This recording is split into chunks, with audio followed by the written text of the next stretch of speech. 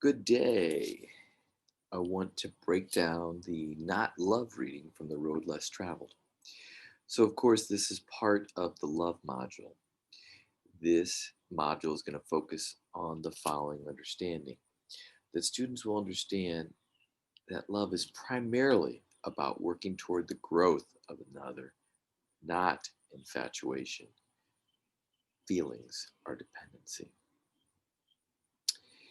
Why the Road Less Traveled? As I mentioned before, this is, I think, a great book because Peck underlines a number of misconceptions about what love are, and then he really gets at the heart of what love really is. So the first section of the reading is 81 to 84. What is love? What Peck says love is that's the will to extend oneself for the purpose of nurturing one's own and another's spiritual growth. So it's extending ourselves so that we continue to grow and the other will grow. So what's interesting is that Peck says by its very nature, love is circular. What? Once we, in a sense, build those muscles to help us to become more loving, our capacity increases. This is very much in line with the Catholic Church's teaching about the fundamental option, stance, and direction and virtues. What? When I grow in holiness or capacity, I become freer and able to do the good more often. And the opposite is that when I grow in virtues and vices, I also become less capable of love.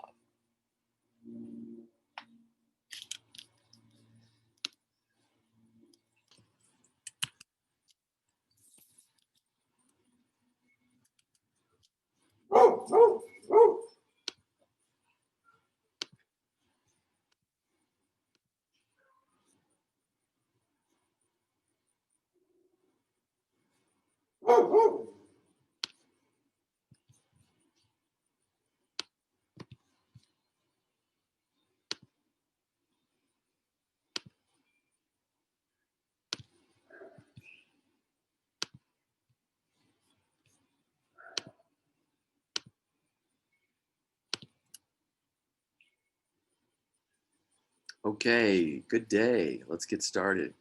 I want to break apart the reading from The Road Less Traveled on what loving is not. Of course, this is part of the loving unit, and what we want to focus on is that love is primarily about working toward the growth of another. It's not infatuation, it's not dependency, and it's not about feelings, and we'll break those apart. So, as I mentioned before, I'm using this text, The Road Less Traveled, because I think he does a great job of uncovering misconceptions about what love is and laying out what is really involved in the hard work of loving from normal, everyday people, his clients. So, let's take a look at the first unit, Love Defined, 81 to 84. And what Peck gets at is he first lays out a definition and then tries to make some, also offer some assumptions about it. So, first he says love is about the will to extend one's self for the purpose of one's own growth and the growth of another, but it's specifically the spiritual growth. And that's going to be interesting is he says you can't separate your own growth from the growth of another. One assumption he says about love is that it's circular in nature. And this is very much in line with the Catholic Church's teaching on virtues.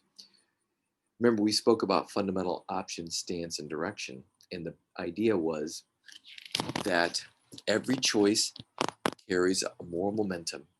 And the more often you do something, the easier it becomes to do it in the future. So when you do the good or cultivate a virtue, it becomes easier to be more virtuous. And the opposite, when you, in a sense, commit a vice, it becomes easier to do the wrong in the future. In a sense, we can increase our capacity for freedom. And as I mentioned before, the love of self and other go hand in hand. You can't separate them, they are interwoven. And last but not least, as he says, fundamentally, love is a choice. Um, if we're not loving, it's because we've chosen not to. Nobody is forcing us. So he underscores the church's teaching on freedom. It is a burden or responsibility, like Merton said. So, second chapter, falling in love, 84 to 90. And what he said about falling in love is that one, it feels a whole lot like love, but it's actually not. Um, it's rooted primarily in the erotic, and it's always going to end.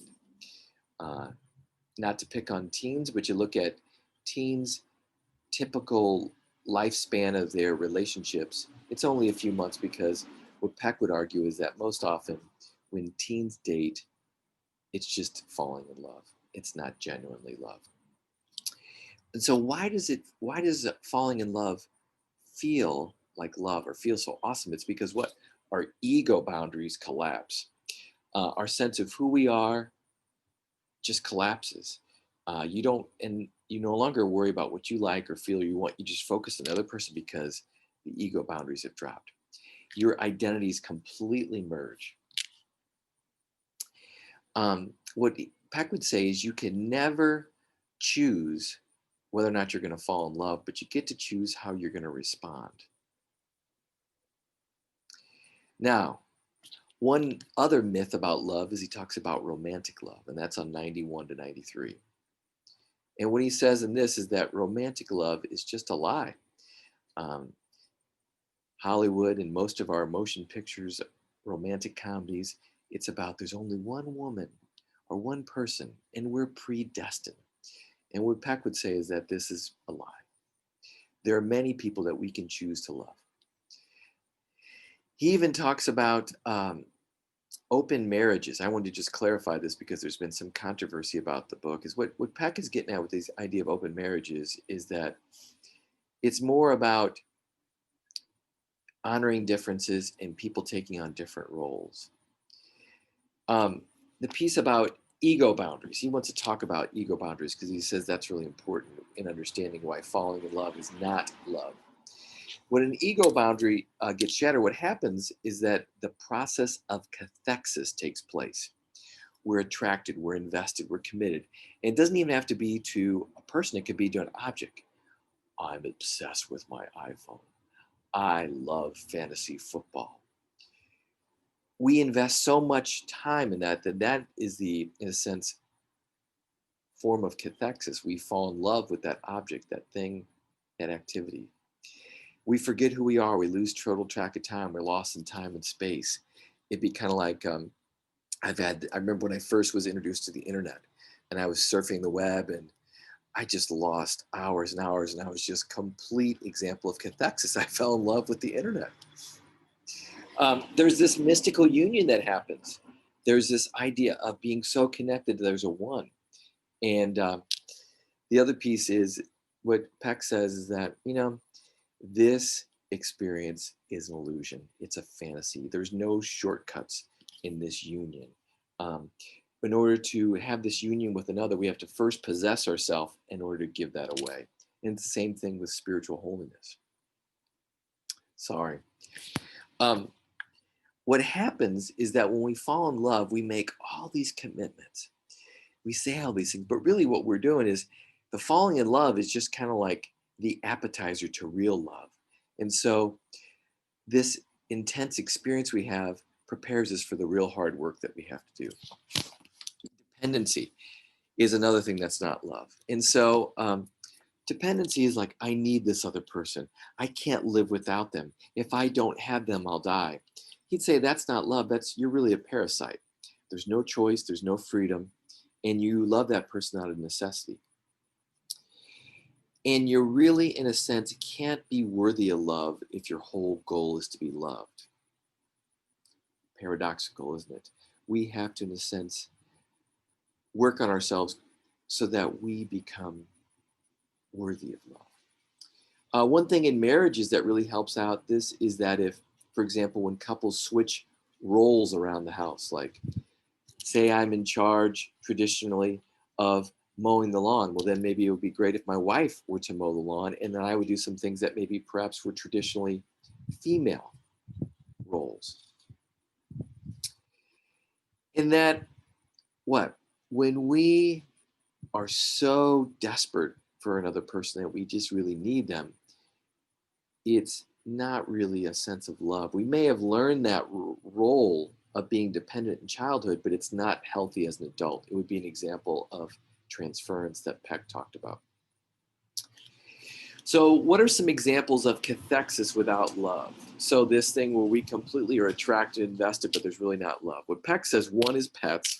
There's Cinnamon Popsicle, my doggy. He says that we really can't love a pet, and a pet can't really love us because we're just projecting our own thoughts and feelings on the pet. We love them if they behave, and they are attached to us. They need us. He said another example of something that's not really love is infants, when we take care of an infant, because that's instinctual. That's not really love. Another thing that Peck talks about is that this distorted notion of self-sacrifice is not love.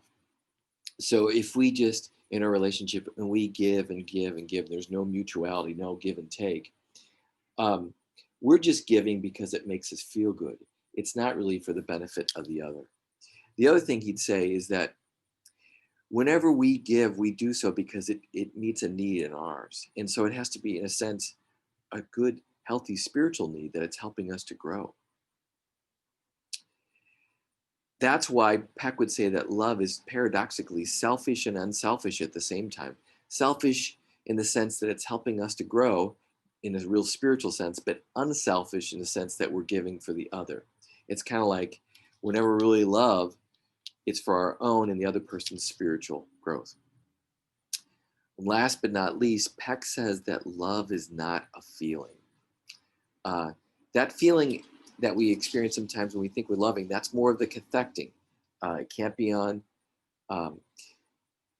we can't love an object. And in a sense, just because we have this intensity, it doesn't mean it's really love because that intensity is fleeting. There's really no choice in the feelings that we have. And that what? Our ability and capacity to love is really quite limited. We can't love everybody and everything. And so we have to choose who we're going to love, and we're going to have to let go of the other people that we can't.